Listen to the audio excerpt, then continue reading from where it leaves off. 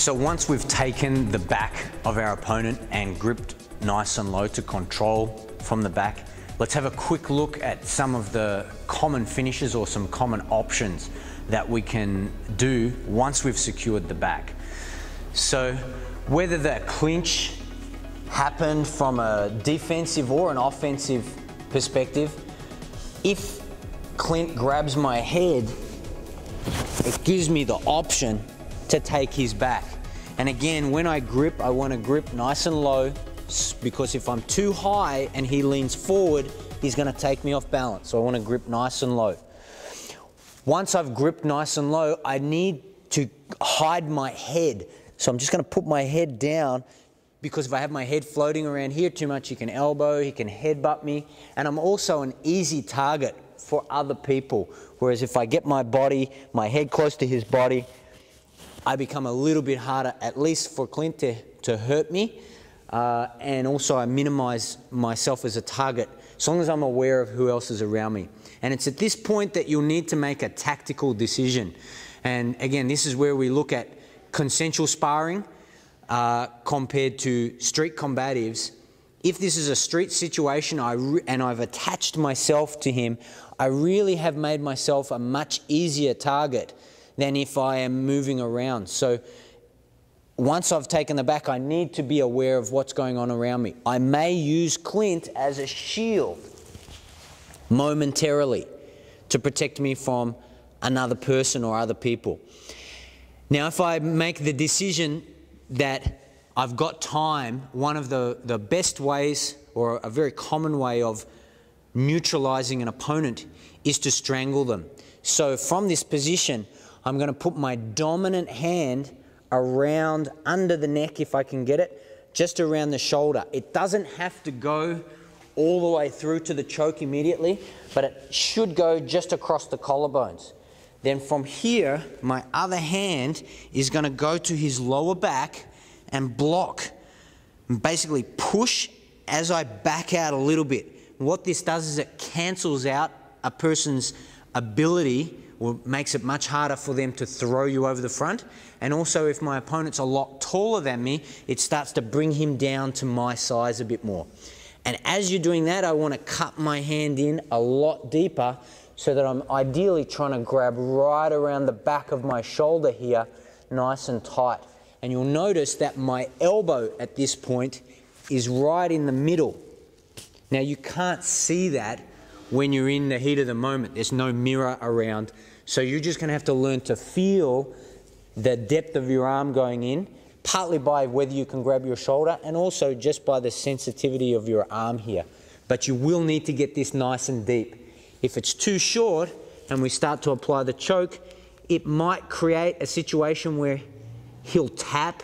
If he's grabbed a hold of it, you can probably still crush through it. But the reality of this applied is it's more of a trachea crush, and it's not actually going to strangle him unconscious. So what I'm trying to do by getting my arm wrapped around is actually seal off the blood flow into and out of Clint's head. And what that's going to do is, in a very short period of time, his brain will run out of oxygen and his senses will shut down as the brain diverts all available blood supply to his brain stem and hypothalamic region, which basically will keep his heart beating and him trying to breathe. But he'll lose sight, he'll lose the sense of hearing, touch, all of that will disappear. He'll basically faint. Now, it's a technique that you have to take seriously, because you are choking a person unconscious. And probably the biggest danger is not so much the strangulation part, it's actually once they've been strangled unconscious, what happens after that point, and we'll address that in a second. Okay, so we've taken the back, and I'm here, stuff my hand around, cancel his hideout, get my hand in as deep as I can. Now my other hand is going to go over the top, and I'm going to try and join my elbows together. And as this is happening, that's already starting to tighten the choke up. My other hand is going to go behind his head. And the reason for this is, when my hand is up here, and if he tries to pull my hand down, my other arm is now like a lock. It's preventing my hand from being pulled out. I want to be pushing down slightly with this, but really it's all about my elbows squeezing, and I will hold that squeeze, making sure I'm aware of my surroundings until he goes unconscious. And you'll feel that his body weight will drop. He may still be quite stiff in the body and making some funny noises, but you will definitely feel the weight go heavy compared to him supporting his feet. So again, let's say I'm from the front and I've got the clinch. He goes to grab me, I duck under and I take the back. Hand goes through. I'll just turn around so you can see.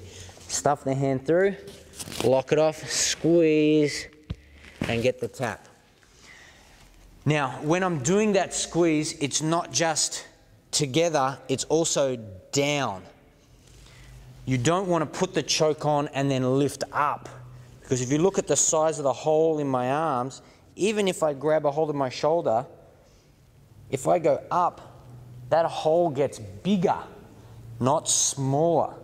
So when I link my arms together and squeeze, I want to bring my weight forwards, not up. That's probably one of the biggest common mistakes. So again, however I've taken the back, when I put this through and I'm applying the choke, my weight is going forwards. Now once we've done the choke, in this case Clint has tapped, that signifies in a training context that he's feeling that the choke is working. Obviously I'm going to release the technique in training, but if for a real situation you may need to hold on to that for another 3 or 4 seconds until their weight drops. Once their weight has dropped, we're going to look at a position I call the safety harness. So from here I've applied the choke, I get the tap, my hand's going to go back under his arm and I'm going to grab as a gable grip, mostly feeling this underhook to feel his weight, to keep his weight as he's dropping. Now, I have to say this safety harness is a tactical option.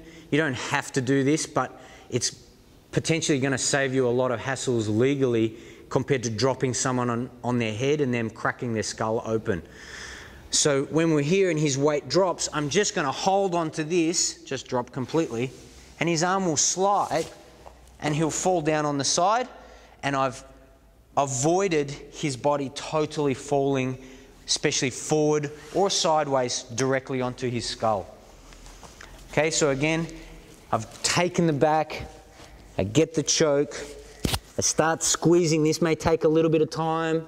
He taps, I go underhook, he's going down, and then from there I can reevaluate the situation. One more time.